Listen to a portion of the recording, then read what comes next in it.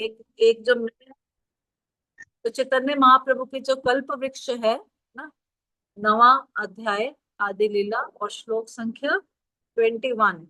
तो इसमें क्या बता रहे हैं कि एक जो तना था, उसके ऊपरी तने तने के दो भाग हो गए। एक तने का नाम अद्वैत प्रभु था और दूसरे का नित्यानंद प्रभु। ये सबसे क्लोज थे चैतन्य महाप्रभु के, ठीक है। से दुई स्कंदे बहु शाखा उपजेल, तारा उपशाखा गणे जगत छाइल। और इन दोनों तनों से अनेक शाखाएं एवं उपशाखाएं उत्पन्न हुई जो सारे जगत पर छा गई। अब अद्वैताचार्य जी का भी आगे वंश बढ़ा, उनके कितने सारे आगे फॉलोअर्स हुए, फिर नित्यानंद प्रभु के कितने सारे फॉलोअर्स हुए, तो इस तरह ही फैल गया। बड़ शाखा उपशाखा तार उपशाखा यत उपजिल तार के करीब लेखा। ये शाखाएं तथा उपशाखाएं और उनकी भी उपशाखाएं इतनी अधिक हो गई कि उन सबके विषय में लिख पाना असंभव है। शिष्य प्रशिष्य आर उपशिष्य गण जगत व्यापिल तार नाहिक गणना। इस तरह शिष्य, उनके शिष्य और उनके सबके प्रशंसक सारे जगत में फैल गए, इन सबको गिना पाना संभव नहीं है। उडुम्बर वृक्ष येन फले सर्व अंगे, ए मत भक्ति वृक्ष सर्वत्र फल लागे। जिस प्रकार विशाल अंजीर वृक्ष में सर्वत्र फल लगते हैं, उसी तरह भक्ति वृक्ष के प्रत्येक अंग में फल लगे। ठीक है, पढ़िए भामी सती माता जी, तात्पर्य पढ़िए। हरे कृष्ण माता जी। तात्पर्य श्रील प्रभुपाद जी की जय। यह भक्ति वृक्ष इस भौतिक जगत का वृक्ष नहीं है, यह आध्यात्मिक जगत में उगता है, जहाँ शरीर के विभिन्न अंगों में अंतर नहीं होता। यह एक प्रकार से चीनी के वृक्ष के समान है, जिसके किसी भी भाग का आस्वादन किया जाए वह सर्वदा मीठा ही लगेगा। भक्ति वृक्ष में अनेक प्रकार की शाखाएं, पत्तियां और फल होते हैं, किंतु वे सब पूर्ण पुरुषोत्तम भगवान की सेवा के लिए होते हैं। भक्ति की 9 भिन्न भिन्न विधियां हैं: श्रवणम, कीर्तनम, विष्णु स्मरणम, पाद सेवनम, अर्चनम, वंदनम, दास्यम, सख्यम, आत्मनिवेदनम। किंतु ये सभी भगवान की सेवा के निमित्त हैं। अतएव चाहे कोई श्रवण करे, कीर्तन करे, स्मरण करे या पूजा करे, उसके कृत्यों का एक जैसा ही फल मिलेगा। इनमें से कौन सी विधि किसी भक्त के लिए उचित होगी, यह उसकी रुचि पर निर्भर करेगा। तो ये सर्वत्र फल लग गए इसके, पर ये फल किसके हैं? परम भगवान की सेवा के लिए हैं, किसी और के टेस्ट के लिए नहीं है। मूल स्कंदे रे शाखा आर उपशाखा गने, लागी लाय प्रेम फल अमृत के जीने। चूंकि श्री कृष्ण चैतन्य महाप्रभु मूल तना थे, अतएव शाखाओं तथा उपशाखाओं में जो फल लगे उसका स्वाद अमृत से भी बढ़कर था, है ना। अगर वृक्ष की जड़ ही या तना ही बहुत मीठा है, तो सारा फल क्या होगा? उस पे मीठा ही मीठा होगा। पाकी लये प्रेम फल अमृत मधुर, विलाए चैतन्य माली नाही लय अमूल। फल पकते गए और मीठे और अमृतमय हो गए। माली श्री चैतन्य महाप्रभु ने उन्हें कोई मूल्य मांगे बिना ही वितरित कर दिया। अब ये माली भी कैसा है? ये बोल रहा है, आओ आओ फल ले जाओ। ऐसा माली देखा है कभी कोई? आओ, फ्री में फल बंट रहा है, आओ और ले जाओ। कोई मोल नहीं है, उसकी कोई कीमत नहीं देनी है आपको। ले जाओ फल और आस्वादन करो उसका, है ना। यही है ना, हरि नाम यही है। ले जाओ ले जाओ ले जाओ और आस्वादन करो उसका, खुश रहो, दूसरों को भी खुश रखो। त्रिजगत यत आछे धन रत्न मानी, एक फलेर मूल्य करी ताहा नहीं गणी। भक्ति के ऐसे एक अमृतमय फल के मूल्य की बराबरी तीनों लोक की सारी संपदा भी नहीं कर सकते। हाँ, तो कितना मीठा फल है कि तीनों लोगों का आपको पैसा मिल जाए, लेकिन भक्ति के इसकी कोई आपको बराबरी नहीं मिलेगी। मागे वा ना मागे के है पात्र वा अपात्र, इहा विचार नाही जाने दे मात्र। श्री चैतन्य महाप्रभु ने इसका विचार किए बिना ही भक्ति रूपी फल का वितरण किया कि कौन इसे मांगता है और कौन नहीं, और कौन उसको पाने का पात्र है और कौन कुपात्र है। ऐसा कोई होता है आप में से कोई? हम तो भिखारी को भी देख के देते हैं ना कि ये इसको चाहिए कि नहीं चाहिए, ये इसको सही यूज करेगा कि नहीं करेगा। लेकिन महाप्रभु ऐसे ही बांट रहे हैं प्रेम, ले लो ले लो सब ले लो। कोई मुसलमान है तो भी ले लो, कोई निम्न जाति का है तो भी ले लो, कोई कैसा भी है ले लो, इसको, इस भक्तिमय फल को ले लो। पढ़िए भावना माता जी। च- चैतन्य महाप्रभु के संकीर्तन आंदोलन का यही सकल सार है। इस संकीर्तन आंदोलन को सुनने या इसमें भाग लेने का पात्र कौन है और कौन नहीं, इस प्रकार का भेदभाव नहीं किया जाता। अतः इसका प्रचार भेदभाव रहित होकर करना चाहिए।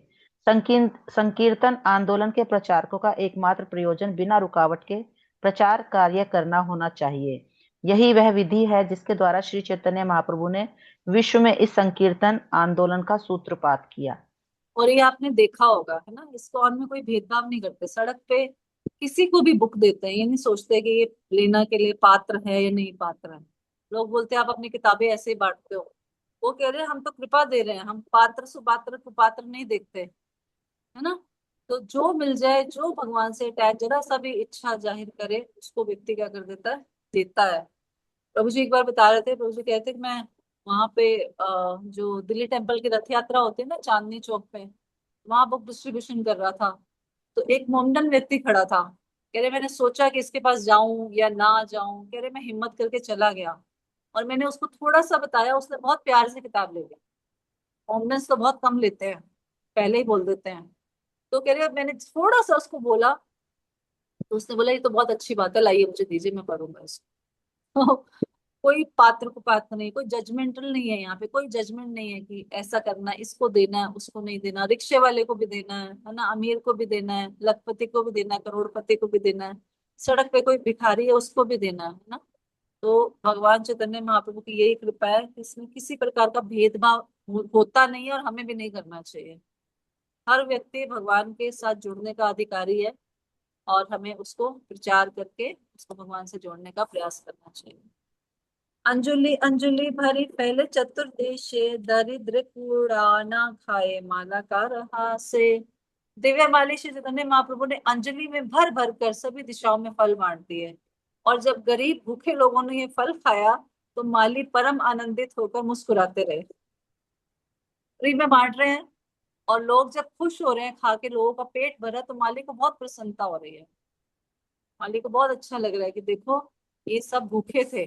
भूखे का मतलब एक तो वो भी है कि जो पेट से भूखा है, एक वैसे अपने दूसरी तरह से भी भूखा है, आध्यात्मिक रूप से भी भूखा है ना, सारे लोग भूखे हैं आध्यात्मिक रूप से। तो जब उन लोगों ने ये फल खाया तो माली को बहुत आनंद आया, माली मुस्कुराते रहे, चैतन्य महाप्रभु मुस्कुराते रहे। मालाकार कहे शून्य वृक्ष परिवार, मूल शाखा उप शाखा यतेक प्रकार। इस प्रकार श्री चैतन्य महाप्रभु ने भक्ति वृक्ष की विभिन्न प्रकार की शाखाओं तथा उप शाखाओं को संबोधित किया। अब चैतन्य महाप्रभु कह रहे हैं, उनको बोल रहे हैं। अलौकिक वृक्ष करे सर्वेंद्रिय कर्म, स्थावर हैया धरे जंग मेर धर्म। चूंकि भक्ति वृक्ष दिव्य होता है, अतएव इसका प्रत्येक अंग अन्य सारे अंगों का कार्य संपन्न कर सकता है। यद्यपि वृक्ष अचर माना जाता है, किंतु ऐसा होते हुए भी यह वृक्ष जंगम चलने वाला है। अब ऐसा क्यों कह रहे हैं? वृक्ष तो स्थिर होता है एक जगह पे, तो यहाँ कह रहे हैं कि दो चीजें हैं। एक तो ये वृक्ष, इसका ये नहीं है कि सिर्फ फल ही खाना है, इसका आप पत्ता भी खाओगे तो मीठा है, इसका आप शाखा भी खा लोगे थोड़ी सी तोड़ के तो भी मीठी है ना। इसकी हर चीज मीठी है इस वाले फल की। और दूसरा, ये वृक्ष तो वैसे स्टेबल होता है, लेकिन ये वृक्ष चल भी सकता है। भक्ति रूपी वृक्ष चल चल कर लोगों के पास जाता है कि मुझे अपना लो, मुझे खा लो, मेरा आस्वादन ले लो, जाती है ना भक्ति अपने आप जाती है। तो कह रहे भौतिक जगत में हमें सबका अनुभव है कि वृक्ष एक ही स्थान पर खड़े रहते हैं, किंतु आध्यात्मिक जगत में वृक्ष एक स्थान से दूसरे स्थान पर जा सकते हैं। इसलिए आध्यात्मिक जगत की हर वस्तु अलौकिक अर्थात दिव्य कहलाती है। ऐसी वृक्ष की अन्य विशेषता यह है कि यह व्यापक रूप से कार्य कर सकता है। भौतिक जगत में वृक्ष की जड़ें पृथ्वी के अंदर जाकर अपना भोजन एकत्र करती हैं, किंतु आध्यात्मिक जगत में वृक्ष के ऊपरी भाग के टहनियां और पत्तियां भी जड़ों का काम कर सकती हैं। तो भगवान के घर में हमने सुना ही है, हर चीज डिफरेंट फॉर्म में होती है। कहते वहां नदियां जो है, नदियां नॉर्मली बहती है ना, नदियां नॉर्मली बहती हैं, और जो माउंटेन्स होते हैं वो खड़े होते हैं, है ना। तो जब भगवान बांसुरी बजाते हैं या भगवान कोई लीला कर रहे होते हैं, तो नदियां इतनी अचंभित हो जाती हैं कि वो रुक जाती हैं एक जगह पे। वो जो अचल चीज थी वो क्या हो गई, अचल हो गई।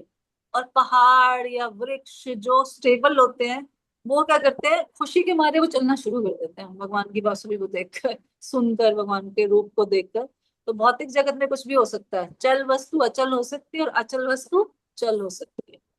ठीक है, हम इस चीज का अनुभव नहीं कर सकते क्योंकि हमारे संसार में तो फिक्स्ड है चीजें, लेकिन आध्यात्मिक जगत में ऐसा होता है। ए वृक्षेर अंग है सब सचेतन, बाड़ी व्यापिल सबे सकल भुवन। इस वृक्ष के सारे अंग आध्यात्मिक रूप से सचेतन हैं, और वे ज्यो ज्यो बढ़ते हैं त्यों त्यों सारे जगत में फैल जाते हैं। शाखा भी बढ़ रही है, उप शाखा भी बढ़ रही है, जड़ भी बढ़ रही है, पत्तियां भी बढ़ रही हैं, वृक्ष के फल भी बढ़ रहे हैं, सब कुछ बढ़ रहा है, फैल रहा है। अब चैतन्य महाप्रभु असली चीज बोल रहे हैं जो हमें अपनानी है। एकला माला कर आमी कहा कहा याब, एकलावा कत फल पाड़िया विलाप। अरे एकला हूं मैं ही अकेला माली हूँ। मैं कितने स्थानों में जा सकता हूँ फल बांटने के लिए, मैं कितने फल तोड़ और बांट सकता हूँ। तो चैतन्य प्रभु ये बता रहे हैं, अरे मैं अकेला माली हूँ, मैं किस किस को फल दूंगा। मैं एक व्यक्ति कितना को दे देगा, 100 को दे देगा, 200 को दे देगा, 1000 को दे देगा, फिर वो बैठ जाएगा थक के। तो अब क्या कह रहे हैं, आगे कह रहे हैं, यहाँ पर चैतन्य महाप्रभु इंगित करते हैं कि हरे कृष्ण महामंत्र का वितरण मिलकर करना चाहिए। यद्यपि वे पूर्ण पुरुषोत्तम पुरुषोत्तम परमेश्वर है, किंतु वे शोक करते हैं कि मैं अकेले कैसे कार्य कर सकता हूँ, मैं अकेले कैसे फल तोड़कर सारे जगत में वितरण कर सकता हूँ। इससे संकेत मिलता है कि सब श्रेणी के भक्तों को मिलकर देश काल और परिस्थिति का विचार किए बिना हरे कृष्ण महामंत्र का वितरण करना चाहिए। यही प्रभुपाद ने किया, प्रभुपाद ने यही स्टेटमेंट पकड़ी। अकेले चैतन्य महाप्रभु कह रहे हैं कि मैं कैसे प्रचार करूं, तो हमें उनका सहयोग करना चाहिए इस प्रचार में। तो उन्होंने इसके ऊपर फिर अपना पूरा जीवन लगा दिया। उसके बाद जितने भी आचार्य आ रहे हैं वो इसी पे अपना जीवन लगा रहे हैं, इसके प्रचार प्रसार में। एकला उठाया देते हय परिश्रम, केह पाए केह ना पाए रहे मन भ्रम। अकेले फलों को तोड़कर उन्हें वितरित करना निश्चय ही अत्यधिक परिश्रम का कार्य है, परंतु इतने पर भी मुझे संदेह है कुछ लोग इन्हें प्राप्त कर पाएंगे और कुछ नहीं। भाई मैं तो जहाँ खड़ा हूं वहीं फल बांटूंगा ना, अब मैं दूसरी जगह जाके फल कैसे बांटूंगा। इसलिए कोई आए मेरे से ये फल ले ले और दूसरी जगह जाके बांटे, है ना। प्रभुपाद गए रशिया में, एक व्यक्ति को भक्त बनाया है और उसको बोला कि अब तुम प्रचार करो। उस अकेले व्यक्ति ने पूरे रशिया में प्रचार किया। आप देखो लाखों की संख्या में, मतलब कितने, मोर देन 150 टेम्पल्स हैं वहां पे रशिया में। सोचिए क्यों, क्योंकि प्रचार। तो एक व्यक्ति ने क्या किया, उस फल को बांटा 4 लोगों को, फिर 4 लोगों ने आगे 20 लोगों को बांटा, 20 लोगों ने आगे 200 को बांटा, 200 ने। चेन रिएक्शन पढ़ते थे हम बचपन में, याद होगा किसी को, है ना, एटॉमिक चेन रिएक्शन होती थी। तो चेन बढ़ती जाती थी, बढ़ती जाती थी, बढ़ती जाती थी। वैसे चैतन्य महाप्रभु कह रहे हैं कि मैं कर तो रहा हूँ, लेकिन मुझे संदेह है कि कितने लोगों को बांट पाऊंगा।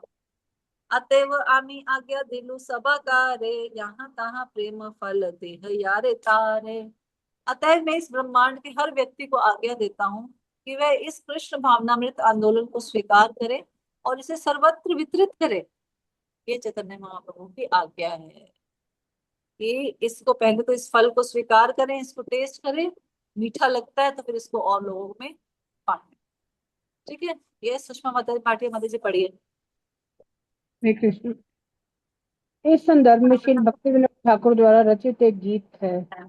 अनिच्छी औषधि माया सासे बारे लागी, हरि नाम महामंत्र लय पुण्य मांगी। भक्ति विनोद प्रभु चरण पड़े, सही हरि नाम मंत्र लय मांगे। श्री चैतन्य महाप्रभु ने संकीर्तन आंदोलन का सूत्रपात माया के उस मोह को दूर करने के लिए किया जिसके कारण इस भौतिक जगत का हर व्यक्ति अपने आप को पदार्थ से उत्पन्न हुआ मानता है और इसीलिए शरीर के प्रति अपने अनेक कर्तव्यों को निभाता है। वास्तव में जीव शरीर नहीं अपितु आत्मा है। उसे ज्ञान और आनंद से सदैव पूर्ण होने की आध्यात्मिक आवश्यकता है, किंतु दुर्भाग्यवश वह अपने आप को शरीर मान लेता है, जिससे कभी वह अपने आप को मनुष्य, कभी पशु, कभी वृक्ष, कभी जलचर तो कभी देवता इत्यादि के रूप में पाता है। इस तरह हर शरीर बदलने के साथ वह अलग प्रकार की चेतना विकसित करते हुए अलग प्रकार के कार्य करता है और इस तरह वह भौतिक संसार में अधिक फंसता जाता है और लगातार एक शरीर से दूसरे शरीर में देहांतरण करता रहता है। माया के वशीभूत होकर वह भूत या भविष्य पर विचार नहीं करता, केवल वर्तमान के अल्पकालिक जीवन से संतुष्ट रहता है। इस माया या मोह को दूर करने के लिए ही श्री चैतन्य महाप्रभु संकीर्तन आंदोलन लाए हैं और वे हर एक से प्रार्थना करते हैं कि लोग इसे अंगीकार करके वितरित करें। जो व्यक्ति सचमुच ही श्री भक्ति विनोद ठाकुर का न्यायी है उसे चैतन्य महाप्रभु के इस निवेदन को तुरंत स्वीकार करते हुए उनके चरण कमलों में नमस्कार करके हरे कृष्णा महामंत्र की याचना करनी चाहिए। यदि कोई इतना भाग्यशाली हो कि महाप्रभु से हरे कृष्णा महामंत्र की याचना कर सके तो उसका जीवन सफल हो जाए। हरे कृष्ण। तो यहाँ बता रहे हैं कि प्रभुपाद बता रहे हैं कि क्यों हमें भक्ति करनी है ना, क्योंकि हम अपने आप को शरीर मानते हैं और फिर वैसे ही कार्य करते हैं और फिर इसी संसार में फंसते रहते हैं और वही साइकिल चलता रहता है। इसलिए हमें इस मोह को दूर करने के लिए चैतन्य महाप्रभु जो आंदोलन लाए हैं उसमें पार्टिसिपेट करना है, उसमें सेवा करनी है और इसको बांटेंगे। अगर हम बांटेंगे तो सबसे पहले हम खुद ही लाभान्वित होंगे। बाकी सब चीजें बांटने से कम होती हैं लेकिन भक्ति बांटने से बढ़ती है। बढ़ती है। कन्विक्शन बढ़ती है हमारी कि अरे हम किसी को बता रहे हैं तो पहले हम खुद फॉलो करें तो इसलिए बताना चाहिए। जो मिले जारे देखो तारे कहो कृष्ण उपदेश, कृष्ण उपदेश। आमार आज्ञा भई तारे तारे यही देश। है ना, कि जिसको भी देखो उसको क्या करो, हरि नाम दो, उसको कृष्ण का नाम दो। तो यही चैतन्य महाप्रभु यहाँ पर सबसे प्रार्थना कर रहे हैं, उनको आज्ञा भी दे रहे हैं। आगे एकला मालाकार आम्ही कत फल खाब नादी अवा ए फल आर के करीब। मैं अकेला माली हूँ, यदि मैं इन्हें वितरित ना करूं तो मैं इनका क्या करूंगा, अकेले में कितने फल खा सकता हूँ। सही बात है ना। मुझे याद है बचपन में हमारे घर में ना एक पेड़ होता था अमरूद का, और बहुत मतलब इतने फल आते थे, इतने फल आते थे। तो हम छोटे छोटे होते थे, हमारी मम्मी बोलती थी टोकरी में डाल के ना जाओ, पूरे लाइन होती थी हमारी ना, चार चार सबको दे के आओ। तो सबके घर में हम वो चार चार चार चार रोज का काम होता था। डेली पेड़ पे चढ़ो, पहले फल तोड़ो, क्योंकि घर में आप कितने खा लोगे ना। तो हम पूरी पूरी कॉलोनी में बांट के आते थे। मेरा ड्यूटी होती थी स्कूल से आने के बाद वो टोकरी भर के तो सारे घरों में वो फल बांट के आने होते थे, क्योंकि आप क्या कर लोगे इतने फलों का। तो वही है कि अकेला कितने लोग कितना खा लूंगा। तो इसलिए यहाँ श्री चैतन्य यस पढ़िए राधा चक्रानी माता जी तात्पर्य। हरे कृष्ण महोदय दंडवत प्रणाम।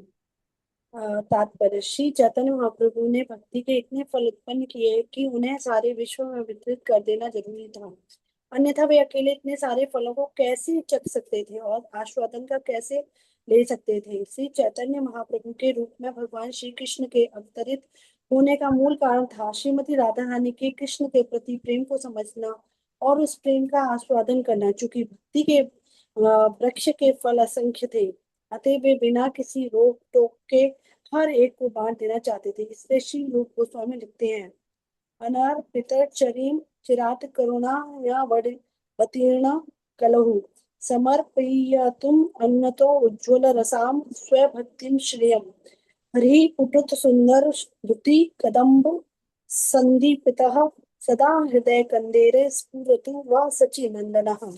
यदि पूर्ण पुरुषोत्तम भगवान के अनेक अवतार पहले हो चुके हैं, किंतु श्री चैतन्य महाप्रभु के समान उदार दयालु तथा वदान्य कोई न था, क्योंकि उन्होंने भक्ति के सबसे रहस्यमय पक्ष राधा कृष्ण के माधुर्य प्रेम का वितरण किया। इसलिए श्री रूप गोस्वामी प्रभुपाद चाहते हैं कि श्री चैतन्य महाप्रभु समस्त भक्तों के हृदय में निरंतर वास करे, क्योंकि तभी वे श्रीमती राधा रानी तथा कृष्ण के प्रेम संबंध व्यापारों को समझ सकेंगे और उनका आस्वादन कर सकेंगे।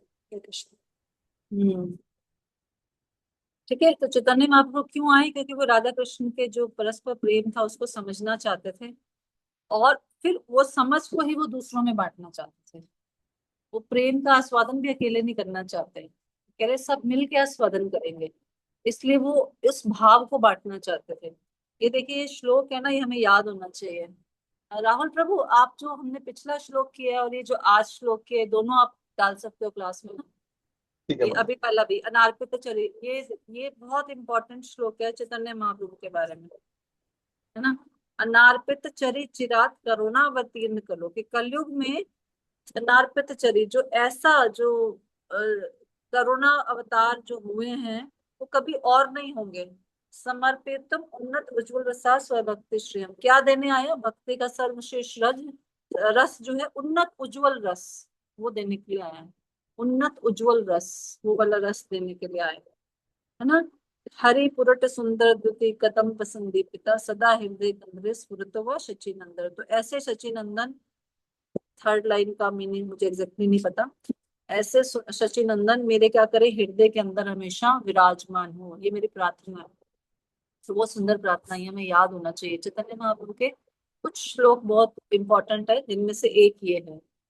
एक तरह से उनकी प्रार्थना है, हम आमंत्रित कर रहे हैं उनको अपने हृदय में निवास करने के लिए। तो हम सब इसको याद कर सकते हैं। मैं एक बार पढ़ती हूँ।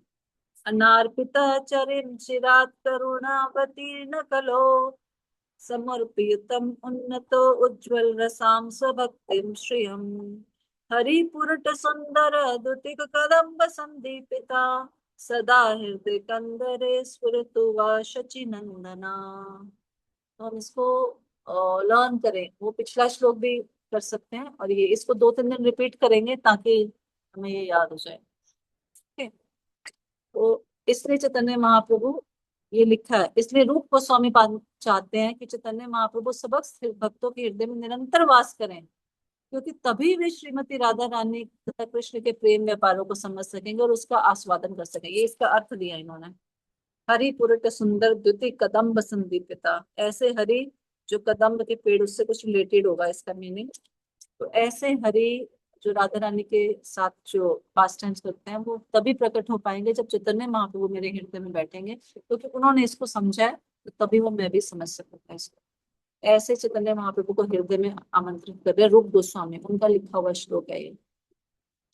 हम इसको याद करने का प्रयास करें, इसको सुबह शाम दोपहर रिपीट करें, बार बार बार बार। ये वाला भी और पिछला भी एक एक करके करें, फिर मिलान हो जाएगा। ठीक है। पिछला माता जी भागवतम वाला ना? हाँ, भागवतम वाला। ठीक। ठीक है। नेक्स्ट। आत्म इच्छामृते वृक्ष सिंची निरंतर ताहाते असंख्य फल वृक्षे ऊपर। हाँ जी। कल कीर्तिका दुलारी माता जी पढ़िए। हरे कृष्ण मधुबन। पूर्ण पुरुषोत्तम भगवान की दिव्य इच्छा से सारे वृक्ष पर पानी छिड़का गया है और इस तरह भगवत प्रेम के असंख्य फल लगे हैं। तात्पर्य की जय।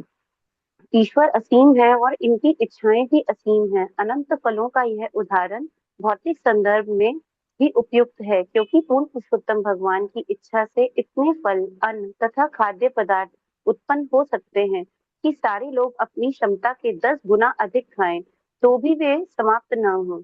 इस भौतिक जगत में कृष्ण भावना के सिवा अन्य किसी भी वस्तु का अभाव नहीं है। यदि लोग कृष्ण भावना भावित हो जाएं, तो पूर्ण पुरुषोत्तम भगवान की दिव्य कृपा से इतना अधिक खाद्य पदार्थ उत्पन्न हो सकता है कि लोगों की सारी आर्थिक समस्याएं दूर हो जाएं। इस तथ्य को आसानी से समझा जा सकता है। फल फूल का उत्पादन हमारी इच्छा पर नहीं, अपितु परमेश्वर की परम इच्छा पर निर्भर करता है। यदि वे प्रसन्न रहें तो पर्याप्त फल फूल प्रदान कर सकते हैं, किंतु यदि लोग नास्तिक तथा ईश्वर विहीन हैं, तो प्रकृति भगवान की इच्छा से खाद्य पदार्थों की पूर्ति को सीमित कर देती है। उदाहरण कभी कभी कम वर्षा होने से भारत के अनेक प्रांतों में, विशेषतः महाराष्ट्र तथा उत्तर प्रदेश एवं अन्य निकटवर्ती राज्यों में खाद्य पदार्थों का घोर अभाव हो जाता है। इस विषय में तथाकथित विज्ञानी तथा अर्थशास्त्री कुछ भी नहीं कर सकते। अतः सारी समस्याओं को हल करने के लिए मनुष्य को चाहिए कि कृष्ण भावना भावित बनकर तथा भगवान की नित्य भक्ति पूर्वक पूजा करके परमेश्वर की कृपा प्राप्त करने की चेष्टा करे। हरे कृष्ण। तो वो कह रहे हैं कि जहां पर भगवान की भक्ति होती है वहां पर कोई कमी नहीं हो सकती, बिल्कुल भी। और इसका हमने लाइव उदाहरण देखा कोविड में। कोविड में सबको बहुत दिक्कत हो रही थी ना, कि जॉब्स पे जा नहीं रहे हैं, है ना, और राशन मिलने में बड़ी दिक्कत है। लेकिन इस्कॉन ने क्या, कोविड में लाखों प्लेट्स, करोड़ों प्लेट डिस्ट्रीब्यूट की, प्रसाद की ना। द्वारका टेम्पल ने की, बाकी सब टेम्पल ने भी थोड़ा थोड़ा किया, हमारे टेम्पल ने भी की, जितनी मैक्सिमम में रिक्वायरमेंट आती थी। तो कोई कमी नहीं होती भगवान के घर में, बिल्कुल कोई कमी नहीं है, सब चीजें अवेलेबल होती हैं, है ना। तो वही बता रहे हैं कि पूर्ण पुरुषोत्तम भगवान की दिव्य इच्छा से सारे वृक्ष पर पानी छिड़का गया और इस तरह भगवत प्रेम के असंख्य फल लगे। तो कोई कमी नहीं है वहां पर किसी भी प्रकार की। और जहाँ कृष्ण भावनामृत होता है वहां पर भी कोई कमी नहीं आती, किसी भी प्रकार से कोई कमी नहीं है। ठीक है। अतएव सब फल देह यारे तारे, खाइया लोक अजर अमारे। यस, रश्मि मत पढ़िए। हरे कृष्ण माता जी। हाँ, अनुवाद। इस कृष्ण भावनामृत आंदोलन का वितरण सारे विश्व में करो, जिससे सारे लोग इन फलों को खाकर अंततः वृद्धावस्था तथा मृत्यु से मुक्त हो सके। तात्पर्य श्रील प्रभुपाद जी के द्वारा श्री चैतन्य महाप्रभु द्वारा चलाया गया कृष्ण भावनामृत आंदोलन अत्यंत महत्वपूर्ण है, क्योंकि जो इसे स्वीकार करता है वह जन्म, मृत्यु तथा वृद्धावस्था से मुक्त होकर शाश्वत बन जाता है। लोग यह समझ नहीं पाते कि जन्म, मृत्यु, बुढ़ापा तथा रोग यही जीवन के 4 असली क्लेश हैं। वे इतने मूर्ख हैं कि इन चारों क्लेशों के समक्ष घुटने टेक देते हैं, क्योंकि वे हरे कृष्ण महामंत्र के दिव्य उपचार को नहीं जानते। केवल हरे कृष्ण महामंत्र के कीर्तन से सारे क्लेशों से छुटकारा पाया जा सकता है, किंतु लोग माया के वशीभूत होकर इस आंदोलन को गंभीरता से स्वीकार नहीं करते। अतएव जो लोग श्री चैतन्य महाप्रभु के वास्तविक सेवक हैं, उन्हें चाहिए कि मानव समाज के सर्वाधिक लाभ के लिए इस आंदोलन का विश्व भर में विस्तार करें। निस्संदेह पशु तथा निम्न योनियां इस आंदोलन को समझने में असमर्थ हैं, किंतु यदि कुछ ही मनुष्य इसे गंभीरता पूर्वक ग्रहण करे तो उनके उच्च स्वर में कीर्तन से पशु, वृक्ष तथा अन्य निम्न योनियों सहित सारे जीव लाभान्वित होंगे। जब श्री चैतन्य महाप्रभु ने हरिदास ठाकुर से पूछा कि वे मनुष्यों के अतिरिक्त अन्य जीवों को कैसे लाभ पहुंचा सकते हैं, तो श्रील हरिदास ठाकुर ने उत्तर दिया कि हरे कृष्ण महामंत्र इतना शक्तिशाली है कि यदि उसका उच्च स्वर से उच्चारण किया जाए तो सबके सब इससे लाभान्वित होंगे, जिसमें निम्न योनियां भी सम्मिलित हैं। हरे कृष्णा। ठीक है, तो क्या कह रहे हैं कि इसका वितरण पूरे विश्व में करो ताकि बाकी सब लोगों को क्या हो सके, इसका लाभ हो सके। बाकी तो हमें पता ही है कि कैसे हरे कृष्ण महामंत्र हमें सब प्रकार के कष्टों से छुटकारा देगा।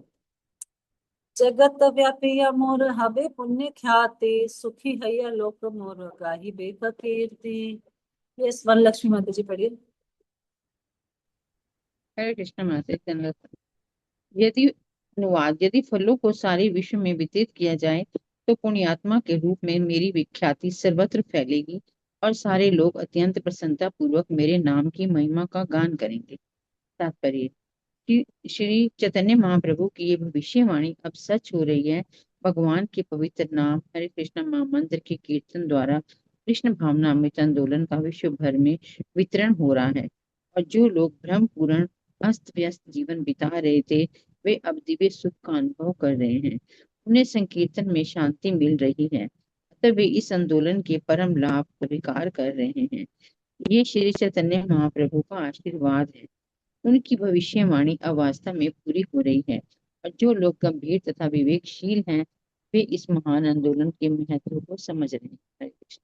है ना, तो प्रभुपाद ने करके दिखाया। यहाँ लिखा है जो लोग भ्रमपूर्ण अस्त व्यस्त जीवन बिता रहे थे वे अब दिव्य सुख का अनुभव कर रहे हैं। तो सारे हिप्पीज जो अस्त व्यस्त जीवन बिता रहे थे वो सारे क्या बन गए, हैप्पी बन गए, है ना। ये सच बात है ना। और भी अभी भी जितने भी लोग जुड़ रहे हैं वो आनंद आनंद में डूबते हैं। अभी हम में से कितने लोग गए थे मायापुर यात्रा में, अभी हम जब अप्रैल में गए थे, है ना, तो कितने लोगों ने आस्वादन किया, वहां पर आनंद आया ना। महाराज हर 5 मिनट बाद एक भजन गाना शुरू हो जाते थे फिर उस भजन में सबको नचाते थे, फिर थोड़ी देर में बैठते थे, फिर अगला भजन गाना शुरू हो जाते थे, फिर अगला कीर्तन शुरू हो जाते थे, फिर सब उठ के नाचते थे, फिर बैठ जाते थे। ऐसे ही चलता रहता था। और 1-2 घंटे 2.5 घंटे निकल जाते थे, पता ही नहीं चलता था कि कब, और लगता था क्यों लेक्चर खत्म हो रहा है। और महाराज ने कितना 2-2 3-3 घंटे लेक्चर दिया कॉन्टिन्यूअसली, और इतने एक ही लेक्चर में 5-5 भजन गाए, और इतना कीर्तन सब नाच नाच के, जो कभी नहीं नाचा होगा वो इस यात्रा में जरूर नाच लिया होगा। सही बात है ना। जो गए थे उन सबको अनुभव होगा, है ना। तो वही है कि यदि इस फल को वितरित किया जाए तो सब लोग प्रसन्न प्रसन्न हो जाएंगे ना, प्रसन्नता से भर जाएंगे, आनंद में रहेंगे, और उनका जीवन भी सुखपूर्वक आगे चलेगा। भारत भूमि ले हैला मनुष्य जन्म यार, जन्म सार्थक करी कर परोपकार। ये हमने बहुत बार, करोड़ों बार ये सुना होगा। ये आज यहाँ पे पढ़ लो है ना। कौन सा चैप्टर है? 9th चैप्टर आदि लीला का 41 श्लोक। तो ये हमने सुना, भारत भूमि ले हैले मनुष्य जन्म यार, जन्म सार्थक करी कर परोपकार।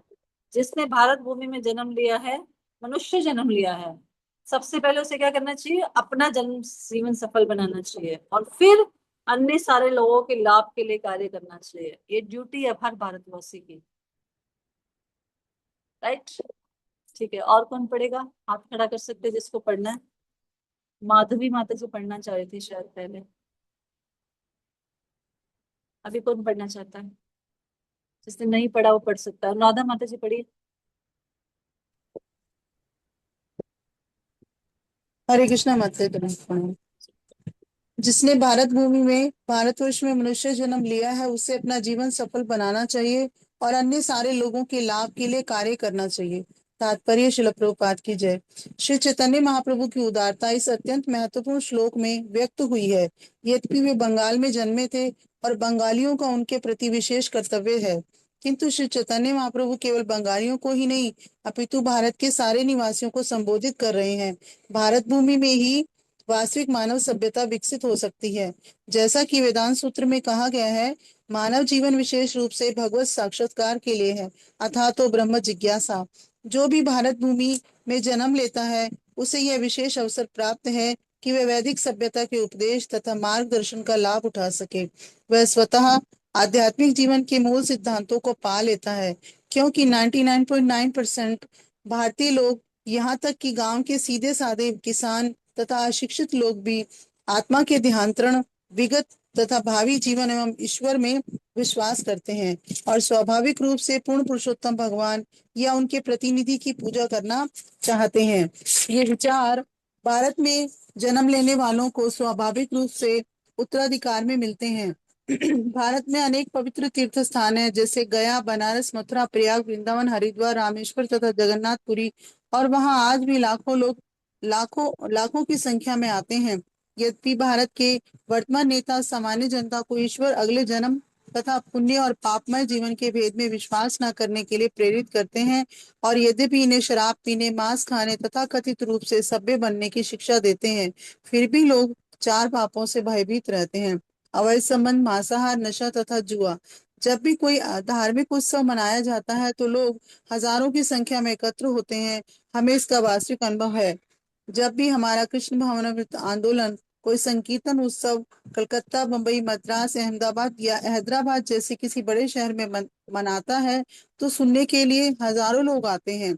कभी कभी हम अंग्रेजी में बोलते हैं, लेकिन अधिकांश लोग अंग्रेजी ना समझने पर भी हमें सुनने आते हैं।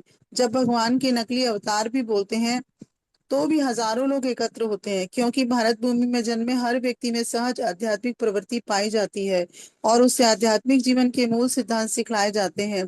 उन्हें केवल वैदिक सिद्धांतों के विषय में कुछ और अधिक बताए जाने की आवश्यकता है। इसलिए श्री चैतन्य महाप्रभु यहाँ कहते हैं कि जन्म सार्थक करी कर पर उपकार। यदि भारतीयों को वैदिक सिद्धांतों की शिक्षा दी जाए तो वे समग्र जगत के सर्वाधिक उपयोगी कल्याणकारी कार्य संपन्न करने में समर्थ हैं। आज कृष्ण भावना या भगवत भावना की कमी के कारण सारा जगत अंधकार में है, क्योंकि यह जीवन चार प्रकार के पापों, मांसाहार, अवैध संबंध, जुआ तथा नशा से ढका हुआ है।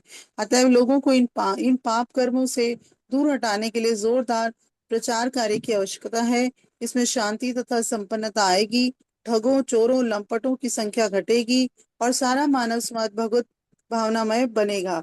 हमारे द्वारा विश्व भर में कृष्ण भावनामृत आंदोलन के प्रसार का व्यवहारिक प्रभाव यह हुआ है कि सर्वाधिक पतित लंपट व्यक्ति भी उन्नत संत बन रहे हैं। यह विश्व के लिए केवल एक भारतीय का विनम्र सेवा कार्य है। यदि श्री चैतन्य महाप्रभु के उपदेशानुसार सारे भारतीय इस पथ का अनुसरण करते तो भारत विश्व को एक अद्वितीय उपहार दे सकता था और इस तरह भारत महिमा चारों ओर फैलती। किंतु भारत तो अब एक दरिद्रता से ग्रस्त देश माना जाता है, और जब भी अमेरिका या किसी अन्य अमीर देश का कोई व्यक्ति भारत आता है तो उसे सड़कों के किनारे अनेक लोग लेटे हुए मिलते हैं, जिन्हें दो दो समय भरपेट भोजन भी नहीं मिल पाता। ऐसी भी संस्थाएं हैं जो इन गरीब लोगों के कल्याण के नाम पर सारे विश्व से धन तो एकत्र करती है, किंतु उसे वे अपने खुद की इंद्रिय तृप्ति के पीछे खर्च करते हैं। किंतु अब भी श्री चैतन्य महाप्रभु के आदेशानुसार कृष्ण भावनामृत आंदोलन आरंभ किया गया है और लोग इस आंदोलन से लाभान्वित हो रहे हैं। अतः अब भारत के अग्रणी व्यक्तियों का कर्तव्य है कि इस आंदोलन की महत्ता को समझे और अनेक भारतीयों को प्रशिक्षित करके इस आंदोलन का प्रचार कार्य करने के लिए उन्हें भारत से बाहर भेजे।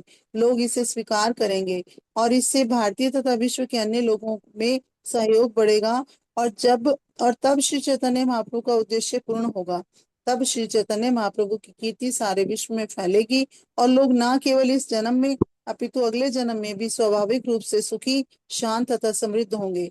क्योंकि जैसा कि भगवत गीता में कहा गया है कि जो कोई भी पूर्ण पुरुषोत्तम भगवान श्री कृष्ण को समझता है वह आसानी से जन्म मृत्यु के चक्र से छूट जाएगा अर्थात मोक्ष पालेगा और भगवत धाम वापस जाएगा। इसलिए श्री चैतन्य महाप्रभु प्रत्येक भारतीय से आग्रह करते हैं कि वे दुनिया को भयावह गड़बड़ी से बचाने के लिए उनके आंदोलन का प्रचारक बने। यह केवल भारतीयों का ही नहीं अपितु हर एक का कर्तव्य है और हमें अत्यधिक प्रसन्नता है कि अमेरिकी तथा यूरोपीय बालक तथा बालिकाएं हमारे इस आंदोलन में गंभीरता पूर्वक सहयोग कर रहे हैं। मनुष्य को यह निश्चित रूप से जान लेना होगा कि सारे मानव समाज के लिए सर्वोत्तम कल्याणकारी कार्य है मनुष्य में भगवत भावना तथा कृष्ण भावना को जागृत करना। अतः हर व्यक्ति को इस महान आंदोलन में सहयोग करना चाहिए। इसकी पुष्टि श्रीमद् भागवतम में की गई है जो अगले श्लोक के रूप में दिया गया है। हरे कृष्ण। तो प्रभुपाद ये आज का चित्र प्रस्तुत कर रहे हैं जो हमारे समाज का है। ये तो प्रभुपाद 50 साल पहले बता रहे हैं सारी चीजें हो रही है ना कि लोग शराब पीने, मांस खाने और इन सब में बिजी हैं। तो मेरे को ना मुझे मालूम नहीं था, जैसे अभी तो फरीदाबाद में बहुत सारे खुल गए हैं ना ये शराब के ठेके, और ठेके क्या शोरूम्स खुल गए हैं अब तो, बहुत बढ़िया बढ़िया लाइटिंग वाले, बहुत हाई क्लास गोल्डन गोल्डन वहां पे इंटीरियर्स भी हो रखे होते हैं बड़े जबरदस्त जबरदस्त। तो मैं सोचती थी कि ये लोग कैसे खोलते हैं और क्यों खोलते हैं, है ना, और सरकार क्या इनको मना नहीं करती। मुझे किसी ने बताया एक दिन कि सरकार को इन ठेकों से क्या मिलता है, इनका कमीशन मिलता है, इसलिए सरकार इनको ज्यादा खोलने के लिए। लेकिन ये देखिए, ये राजा अगर सुशिक्षित नहीं है, राजा अगर अपने कर्तव्य का पालन नहीं कर रहा और प्रजा को गलत काम करने से रोक नहीं रहा, तो सारा जो प्रजा है वो क्या हो जाएगी, ढीली हो जाएगी, मतलब छूट मिल जाएगी उसको और वो सारे गलत काम करेगा। तो इसलिए राजा को क्या होना पड़ेगा, राज ऋषि होना चाहिए। तो अभी राजा कैसे हैं, सारे खुद भी रिश्वत लेते हैं, ब्राइब्स लेते हैं, है ना सारे, और खाते पीते हैं, नशा करते हैं, उनको जनता का भी कोई लेना देना नहीं है। बस उनका उनका बैंक बैलेंस भरा रहे, उनकी कोठियां बढ़ती रहे, उनकी जमीनें बढ़ती रहे ना। आधे से ज्यादा शहर खरीद लेते हैं, सारे के सारे अपने नाम पे हो जाता है और बस यही चल रहा है। तो सारी प्रॉब्लम कहाँ पर है, राजा में। और हम लोग वोट देते हैं, चुनाव करते हैं, ऐसे राजा को हम बनाते हैं जिसको कोई मतलब नहीं है प्रजा के भविष्य से। अब देखिए छोटे छोटे बच्चे वहां लगे हुए हैं लाइनों में, इतने सारे खोल दिए इन्होंने शोरूम्स जो भी शराब के। हर आने जाने वाले को दिख रहा है, हर नुक्कड़ पे, मतलब एक ही, मतलब मुझे लगता है 200 मीटर में कहीं जरूर एक शॉप है, 100-200 मीटर में जरूर एक शॉप है पूरे फरीदाबाद में। तो वो क्या हो रहा है, सारा आने वाले लोग कैसे भक्ति की तरफ आकर्षित होंगे, वो तो गलत पिएंगे, फिर गलत थॉट्स आएंगे, साथ साथ गलत खाएंगे, फिर गलत हरकतें करेंगे।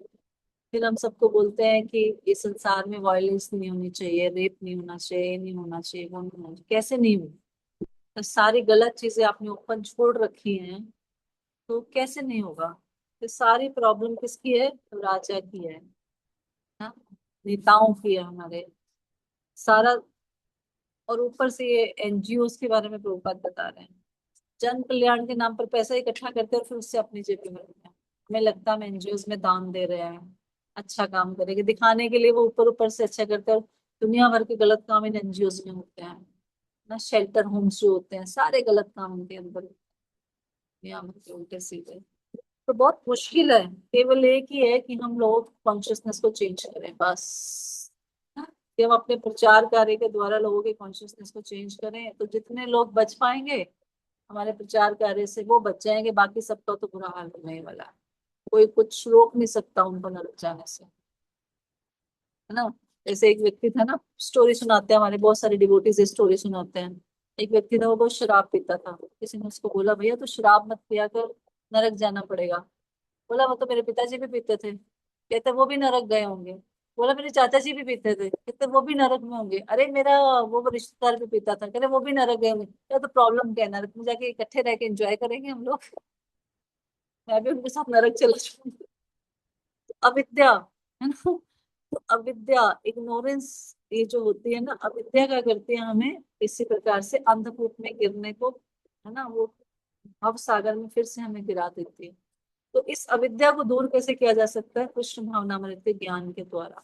तो इसीलिए हम सेमिनार्स करते हैं, इसीलिए हम जो लोग मंदिर में आते हैं उनको बताते हैं कि आप ये ज्वाइन कीजिए, गीता क्लास होती है, ये होती है। इसीलिए प्रचारकों की बहुत आवश्यकता है ना।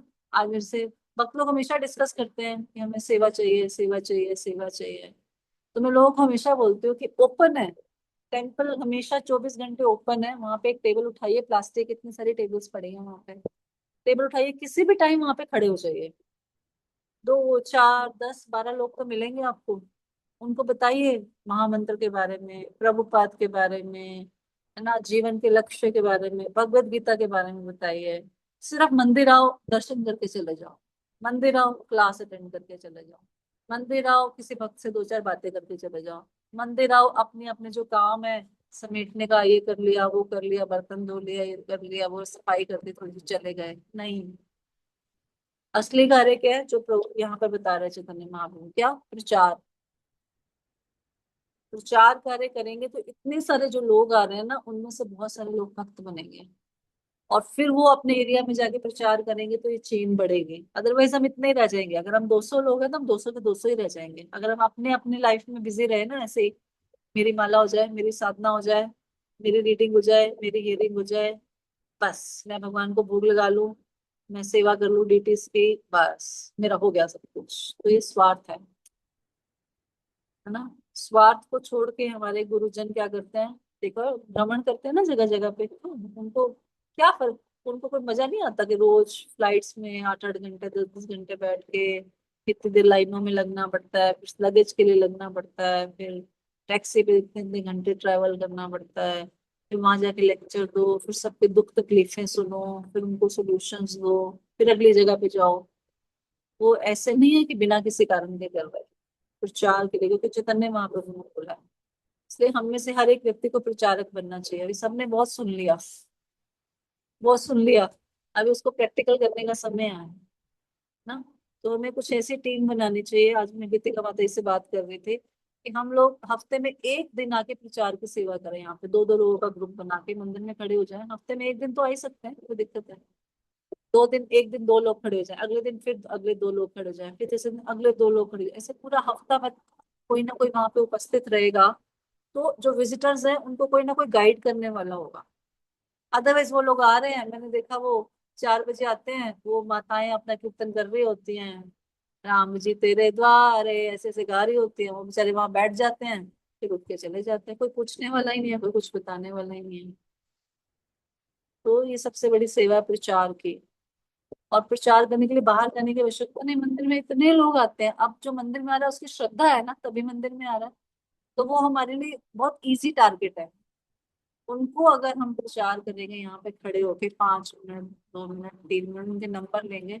हम ऐसे ही जुड़े थे, पता है हम कैसे जुड़े थे, मैं और प्रभु जी, हम ऐसे ही मंदिर गए वहां पे, और एक प्रभु जी ने हमें पकड़ लिया और बस हमसे बातें करनी शुरू कर दी। हमें बातें बड़ी अच्छी लगी उनकी, और हम तो खैर घर आके भूल गए। उन्होंने 3 दिन बाद फोन कर दिया कि आप मंदिर आइए। हम फिर चले गए उनकी बात सुन के। फिर उनका फोन आ गया 4 दिन बाद, आप मंदिर आइए, आप क्लास अटेंड कीजिए, क्लास अटेंड करनी शुरू कर दी, बस गाड़ी आगे चलती रही। ऐसे ही होता है, सबके साथ ऐसे ही हुआ होगा ना। हमें दूसरों को भी ये करना है, ये सो नो बताइए, है ना। हमें ऐसे शिफ्ट्स कर रहे हैं हम, हफ्ते में एक दिन आना तो किसी के लिए भी मुश्किल नहीं है। गीतिका माता जी इस सेवा को लीड करने के लिए तैयार है, तो हम अपने नाम दे सकते हैं। तो माता जी एक टाइम टेबल बना लेगी कि मंडे को ये 2 लोग आ रहे हैं, 6 से 8 शाम को या सुबह, किसी भी टाइम जिस समय आपको समय मिले। आते हैं लोग, सुबह भी थोड़े लोग आते हैं, शाम को भी आते हैं। एक दिन हम अपने घर से बाहर निकल के प्रचार की सेवा करें। जो प्रभुपाद जी के डिसाइपल्स थे ना, जो यमुना माता जी, गुरु प्रसाद प्रभु और ये सारे, ये लोग घरों में नहीं बैठते थे। इनकी गृहस्था लाइफ सिर्फ यही थी कि बस शादी होगी साथ में रहना, बाकी ये पूरी तरह से ब्रह्मचारी और ब्रह्मचारिणी थे। हमारी तरह कोई घर भी नहीं होते थे इनके मैनेज करने के लिए। ऐसे ही है ना, हमारे तो घर मैनेज करने में बहुत समय निकल जाता है।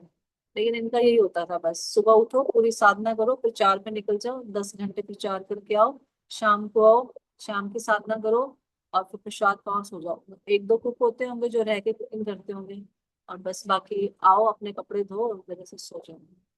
ये लाइफ थी उनकी। हरिनाम करते थे, रोज बाहर जाते थे, डेली डेली हरिनाम करने के बाद। अभी भी प्रभुपाद के इतनी डिवोटीज मिलते हैं जो हमें वही बोलते हैं, हम सब, मैंने 20 साल संकीर्तन किया, मैंने 40 साल संकीर्तन किया। संकीर्तन का मतलब डिस्ट्रीब्यूशन एंड प्रचार सारा, मैंने ये किया, मैंने 25 साल किया, मैंने 40 साल किया, वो सब ये बोलते हैं। उस टाइम में एक मूड ही अलग था सबका ना। उनको ये होता था कि बस प्रचार प्रचार प्रचार। तो दिस इज हाईएस्ट, यहाँ पर यही बताया है कि ये देखिए ना, ये सब, अब मैं इसको क्या एक्सप्लेन करूँ, ये सब प्रभुपाद ने बताया ही है सारा। तो हमें प्रचार कार्य में लगना चाहिए और अपनी सेवा देनी चाहिए। तो गीतिका माता जी अवेलेबल हैं, अगर कोई भक्त करना चाहे तो माता जी कोऑर्डिनेट करेंगी और सबकी ड्यूटीज असाइन करके रोटेशन बेसिस पे कर सकते हैं। यस गीतिका माता जी बोलिए। हरे कृष्ण माता जी। 1 मिनट, गीतिका माता जी कुछ बोलना चाह रही है, एक सेकंड। जी जी। हरे कृष्ण माता जी। माता जी शारदा माता जी संडे को इसी संडे से जाएंगे सेवा पे, हाँ, 6 बजे से 8 बजे तक। यस रश्मि माता जी बोलिए। माता जी इवनिंग रहेगा ना 6 to 8? हाँ, इवनिंग में हाँ लोग, तो ठीक है, कल का मेरा लिख लीजिए माता जी। थर्सडे थर्सडे मैं आ सकती हूँ, तो इवन डरना ट्यूसडे नहीं भी मैं है, आ सकती हूँ। डरना नहीं है कि हम अकेले हैं। जब तक कोई ग्रुप नहीं बनता हम अकेले कर सकते, उसमें कुछ नहीं करना। मैं सबको अपना एग्जांपल देती हूँ। जब मैं जुड़ी ना भक्ति से, जी एक गुरु माँ ने मुझे बोला कि मतलब मैं फरीदाबाद में थी और दिल्ली टेम्पल जाते थे हम, तो गुरु माँ ने मुझे बोला एक दिन सेवा के लिए। तो मैंने बोला यस गुरु महाराज बताइए क्या करना है। महाराज कहते can you come to temple daily, मतलब डेली दिल्ली मंदिर जाना। मैंने कहा यस महाराज, है ना। हम महाराज कहते do you have a car, मैंने कहा यस महाराज। मैंने कहा यू कैन ड्राइव, मैंने कहा यस महाराज। महाराज कहते ठीक है, आप रोज आइए मंदिर में और यहाँ खड़े हो जाइए गरुड़ जी के पास, और आप बोर्ड लगा लीजिए मे आई हेल्प यू का, ऐसे लिख लीजिए। मैंने शीट फोल्ड करके लिख लिया उस पे पेपर पे, मे आई हेल्प यू, और एक रजिस्टर रख लिया, और सबको लोगों को यहाँ प्रचार कीजिए। अच्छा, मैं बिल्कुल ब्रांड न्यू थी उस समय, पता भी नहीं था मुझे क्या करना चाहिए। तो मैं रोज महाराज से पूछती, महाराज क्या करना है मुझे, क्या करना है। महाराज बोलते थे just be nice with them, talk to everyone and tell him about Krishna consciousness, about chanting and all. तो वहाँ गरुड़ जी के आसपास 108 फूल बने हुए थे ना उस टाइम। तो मैं सबको पहले सबसे बात करके, हरे कृष्णा, पहली बार आए हैं, ये है वो है, तो मैं सबको पहले माला कराती थी, एक माला करा ली। फिर उसके बाद की हमारे यहाँ क्लासेस होती है, तब हमारी वेडनेसडे क्लासेस शुरू हुई थी नई नई, कि आप इस क्लास में आइए। फिर हम उनको कॉल करते थे। तो ऐसे ऐसे करके कितने लोगों से हम बात करते थे, मैं करती थी। मतलब मैं सुबह जाती थी 9 बजे, और मैं 1 बजे फिर मंदिर बंद होता था तो फिर वापस आती थी ड्राइव करके। सुबह 8 बजे जाती थी, प्रभु जी के साथ ही निकलती थी, 7:30 बजे। हाँ, प्रभु जी के साथ ही, साढ़े प्रभु जी को ऑफिस छोड़ के फिर मैं आगे निकल जाती थी सीधा। और फिर वहां से 1 1:30 बजे, 1 2 बजे घर पहुंचती थी। फिर मैं सारा काम शाम को कराती थी मेड से क्योंकि सुबह तो टाइम ही नहीं होता था। सुबह तो थोड़ी बहुत कुकिंग की, अपनी माला की और भाग गए। सारा काम शाम को करना, और फिर शाम को प्रभु जी फिर आते थे, तब फिर हम प्रीचिंग पे निकल जाते थे। तो मुझे घर भी नहीं आते थे, गाड़ी में ही नीचे मैंने उसका टिफिन पैक करना, रखना, सूप रखना गाड़ी में। मैं ड्राइव करती थी, फिर वो खाते थे, फिर हम कहीं कहीं जाते थे। अपनी गाड़ी खोल के हम खड़े हो जाते थे कहीं पे भी, फिर बुक्स निकालनी, लोगों को प्रीचिंग करना, लोगों को जोड़ना। ऐसे ही हमें कभी कोई मिलता था रोड पे, कभी कोई मिलता था। उनमें से बहुत सारे लोग अब जुड़ गए हैं। श्रद्धा भक्ति माता जी, राजा राम प्रभु में ऐसे ही मिले, बहुत सारे लोग मिले उनमें से, रोड पे ही मिले सारे। तो ऐसे प्रचार करते थे, धीरे धीरे धीरे धीरे फिर लोग मिलना शुरू हो गए, फिर सेंटर हुआ। लेकिन प्रचार तो बाहर निकल के ही होगा। और अब तो हमारे पास मंदिर है, पहले तो मंदिर नहीं था, कोई जगह नहीं थी, कोई कुछ नहीं था, लेकिन अब तो मंदिर है। मंदिर में हजारों लोग आते हैं जो श्रद्धालु हैं, जिनके पास इच्छा है कि कोई हमें जोड़े। मैं आज मुझे गीतिका माता के साथ शेयर कर रही थी, जो गाजियाबाद टेम्पल के प्रेसिडेंट है ना, उनका नाम भूल रही हूँ, फेमस है बड़े। तो वो हमारे फरीदाबाद टेम्पल में एयर रहते थे, पास में ही रहते थे, और उनकी सिस्टर और उनके जीजा जी आया करते थे हमारी क्लासेस में।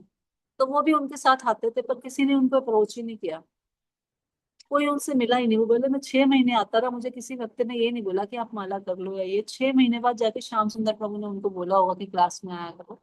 तो उन्होंने धीरे धीरे क्लास में आना शुरू किया, तो वो इमिजिएटली उनको इतना अच्छा लगा कि वो ब्रह्मचारी बन गए। आज वो गाजियाबाद टेम्पल के प्रेसिडेंट है। एक व्यक्ति के अप्रोच करने से क्या होता है, एक व्यक्ति देखो आज कहाँ पहुंच गया। तो उन्होंने अपने हरे कृष्णा टीवी पे उनका इंटरव्यू आया था, वो जो होता है ना एक मुलाकात एक भक्त के साथ, तो उसमें उन्होंने बताया कि मैं फरीदाबाद टेम्पल इतने महीने जाता रहा, मुझे किसी ने अप्रोच ही नहीं किया।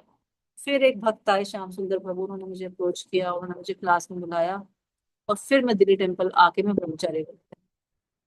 देखो, मतलब मिलना जरूरी है ना, कोई मिलेगा। कोई अब पल्लवी माता जी से पूछो, पल्लवी माता जी आई मंदिर में, इनको हमारे मनोहर प्रिय प्रभु ने पकड़ लिया है ना, उसी दिन से भागवतम करा दी, और फिर मुझे नंबर दे दिया कि इन माता जी को अप्रोच करो, इनसे बात करो। मैंने इनसे बात की और उनको क्लास में जोड़ लिया, भक्त बन गए ना। भक्त थे, मतलब ओरिजिनली पहले भी भक्त थे, बट सिस्टमेटिकली भक्त बन गए, प्रभुपाद के साथ जुड़ गए, है ना। तो ऐसे ही हमें भी बहुत सारे लोगों को जोड़ना है। अपनी साधना करने के बाद प्रचार भी, यही तो हम पढ़ रहे हैं ना, ये सारा जो हम पढ़ रहे हैं, क्या पढ़ रहे हैं, यही तो पढ़ रहे हैं। ये सिर्फ चैतन्य चरित्र पढ़ने के लिए नहीं है कि सोनी जी हाँ हाँ हाँ हमने एक चैप्टर कर लिया, चलो जी खत्म, बात खत्म। जो लिखा है उसको करना पड़ेगा।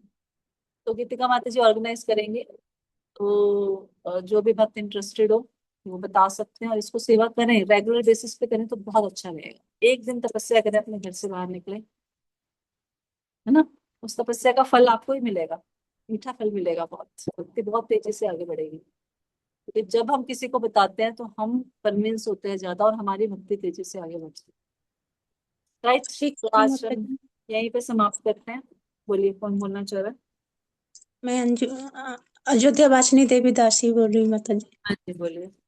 माता जी, मैं फूल की सेवा करती हूँ, तो फूल की सेवा के बाद में कर सकती हूँ माता जी ठीक है, मंदिर में। गीता माता जी आपको ट्रेनिंग देंगी, क्या बोलना है, कैसे करना है। गीता माता जी प्लीज ऑर्गेनाइज। हाँ, ठीक है। जी आप माता जी। नंबर कीजिए, टीम बनाइए, इनको मटेरियल प्रोवाइड कीजिए, बताइए क्या बोलना है क्या नहीं। जैसे मैंने आज आपको बताया था ना सुबह, वही सारी चीजें करनी है।